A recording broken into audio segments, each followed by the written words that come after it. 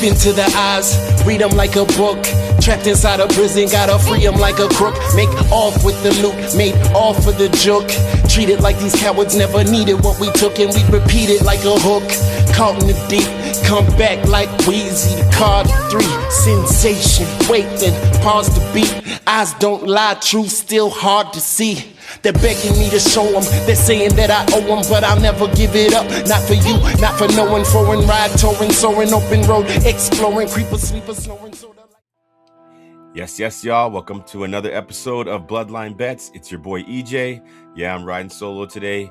It's just me breaking down some of that off-season NFL stuff. Can't wait to break into the NFL draft. It's the 2026 draft coming up just around the corner. I've already given you guys some of my content. Please check out the site. You can get some of the videos there. We got some breakdowns of the top 10 wide receivers, your top 10 running backs. And today's episode, I'm going to be breaking down the quarterbacks and the tight ends. But before we jump into that, please, everybody, subscribe to the channel. It's greatly appreciated. We're building a lot of content here. We're going to be going full time for you. Going to have you guys ready to make your bets all season long. We're going to have you ready to win your fantasy leagues. And we're going to have you ready to just, be above and beyond the rest. Keep in contact with us. Check out the comments. Let me know what you think. We're going to be active all season long, so stay tuned. Let's get ready to rock. But without further ado, we're going to jump into this episode. Like I said, we're breaking down the quarterbacks and the tight ends for the 2026 draft. So, all right, let's jump right into my top quarterbacks in the 2026 NFL draft class. I know everybody thought this was going to be more of a weaker class. I know about a year ago to the date, everybody was super hyped for it. Now that the draft is here, there's been a lot of skepticism. You're not going to get me to say anything negative here. I kind of like this class. I think there's a lot of upside. At number 1, I love Fernando Mendoza. I think he'll be an absolute stud at the next level. At number 2, I got Ty Simpson.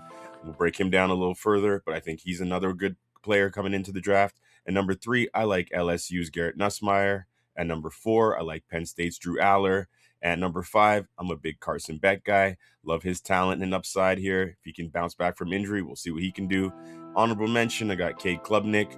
But without further ado, let's jump into why I like each player. Let's break each one down. Let me know in the comments what you guys think of my list here. If you guys have it different, let me know what you have and why. All right, my number 1 quarterback's pretty obvious. It's the quarterback out of Indiana, Fernando Mendoza, the national champion. I just love watching the tape. The first half of the season, he wasn't actually lighting the city on fire, and that's okay. As the season progressed, Mendoza got better. As games progressed, Mendoza got better, and that's what you want to see from a true quarterback. He can deal with resilience. He can overcome adversity, and that's exactly what Fernando showed. If he threw an interception, he'd follow that up with the next drive with a touchdown. So this is the type of guy you want to see at the next level. 6'5", big body, can throw from the pocket, can throw with anticipation. This guy threw a ton of back shoulder passes. He's almost like an expert at that already coming into the league.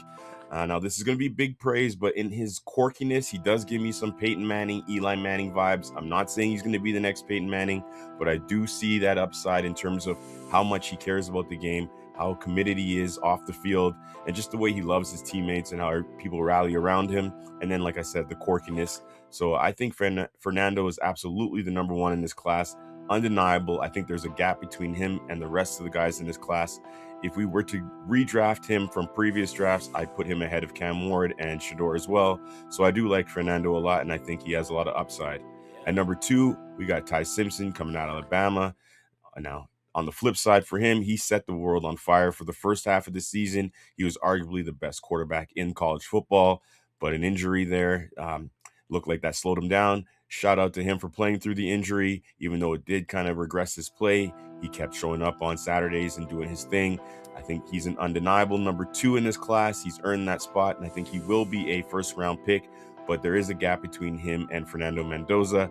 But I'm moving over to my quarterbacks 3 and 4 in this draft. I got Garrett Nussmeier. I don't know why I said number. I got Garrett Nussmeier as my quarterback 3 here. I think he was an absolute stud at LSU. Very, very high upside. I totally enjoyed watching his tape. I think it's one of the more exciting quarterback tapes to watch in this class. Now, he did have this mystery oblique injury that recently got revealed that he had a cyst there. So they're going to get that repaired for him. Shout out to him. Hopefully he has a full recovery. But that kind of derailed his 2025 season and has completely dropped his stock. If you go back and watch his 2024 tape, Garrett was absolutely setting the world on fire. That is by far his best tape, in my opinion. He put up over 4,000 yards passing, 29 touchdowns. He showed his high ceiling, that gunslinger mentality. He throws with a lot of anticipation, and he throws from the pocket. So he's definitely a quarterback that can translate to the next level. I think if he gets to the right situation, he's able to sit for a year and just develop for a year, he can definitely turn into a starting quarterback in the NFL level. So Garrett Nussmeier is my number 3. And then looking at my number 4 quarterback, we're going to Penn State. We're talking about Drew Aller, big body quarterback there, dual threat. He can run pretty decent for his big body size. He had a lot of consistency at Penn State. I did like watching all years that he played there. He played in the Big Ten, so he's experienced against top competition. And for a typical quarterback with strong arm strength, big body, can throw the deep ball, can throw pretty much all around the field. So you will like his tape in terms of the arm strength there. He does struggle with footwork, in my opinion. That's something he has to work on and get a lot more consistent at. And then there's also the injury. He had a serious injury that derailed his 2025 season, so the numbers weren't as good. But if you look at some of his 2023 and 2024 tape, it was very, very solid, very consistent. He had very good passing numbers along with rushing numbers. So as a dual threat, big body quarterback, I do like Drew Aller. He is my number 4 in this draft. All right, rounding out my top 5 quarterbacks here, I got Carson Beck out of Miami. Very productive quarterback there. I'm sneaky cheering for Carson Beck. I think he does have a good chance to hit at the next level. We'll see what happens here. I'm hearing some rumors that he actually might sneak into the first round or late or into the early second round, which would be kind of a shock. There hasn't been a lot of hype around him lately. He did kind of fall in terms of his stock draft, but I'm a big Carson Beck guy. That's why he's making my top 5. He had back-to-back productive seasons at Miami. He threw for over 3,500 yards and 30 touchdowns, respectively, in those seasons. He had a 72 completion percentage this past season, which is very impressive. Love seeing that from my quarterbacks. Let's get the ball into receivers' hands at a high clip. The thing that derailed Carson Beck here is his UCL injury. That did set him back. It did kind of hurt his production significantly in that 2025 season as well. And we're just hoping he can get a full recovery from that and show that he can show that top-end elite throwing ability. If he can get back on track and have a full recovery, I think Carson Beck will be a nice addition here, and we'll see where he lands at the next level. And my next quarterback, I'm just throwing in as an honorable mention, is Cade Klubnik. Not a lot of hype around his name. I'm going to throw some hype around Cade's name. I thought he had a very good 2024 season, absolutely set college football on fire in Clemson there, with not a whole lot of top-end talent around him. He doesn't have a lot of NFL players coming out of Clemson, out of his offense, and then making to the next step. So to me, he was showing a lot of leadership. He was carrying a decent roster, not an excellent roster, and he's putting up stats. 2024, he threw for 36 touchdowns and 6 interceptions with over 3,600 yards. So those are exceptional stats. Everything fell off in 2025. The talent wasn't around him. Maybe his play regressed a bit too. But if he hits the right system, I think he can run an RPO offense very well. And I also think he can run like a West Coast quick timing offense. So that is my honorable mention. I'm going with Cade Klubnik to round out my top quarterbacks.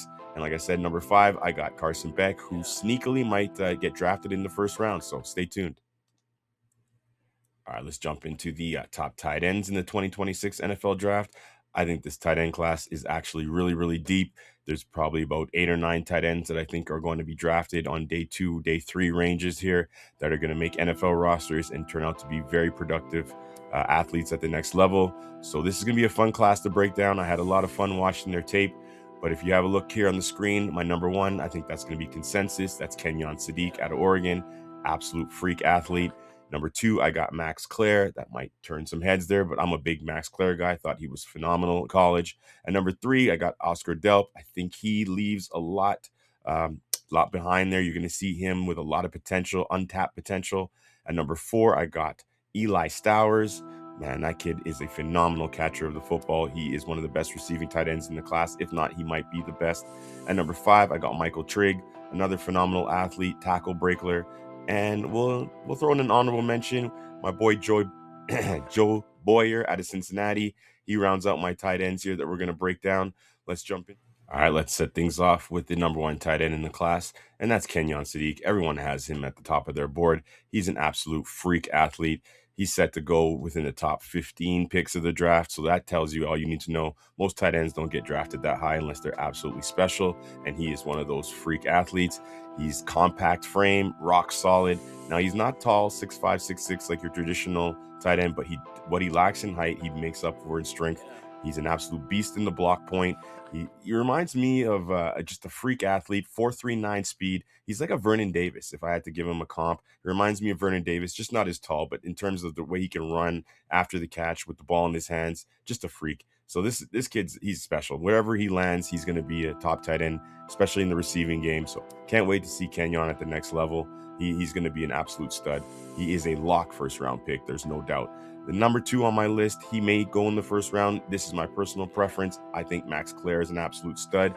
He's a sneaky good athlete. I know when people say that, it sounds like a knock, but I say it as a compliment. Max Clare is a good athlete. He's really, really good at using leverage. I can't say that enough. He knows how to set his defenders up and then get open. He's very shifty for a tight end. In the open field, he can use his hips to break down defenders and just completely burn them. He doesn't have to use his strength to break a tackle. He can actually just out-juke you. So I'm a big fan of Max Clare. That's why he's number 2 on my list. He's an average blocker. That's something he can definitely work on. He's probably going to have to get a little stronger. But overall, this kid is super talented. He's got good hands. He reminds me of Zach Ertz, so I think he's going to hit well at the next level. That's my number 2 on the list. All right, moving over to my 3rd tight end in this draft. I got the boy out of UGA, none other than Mr. Oscar Delp. I think Oscar Delp is a fantastic, untapped potential type tight end.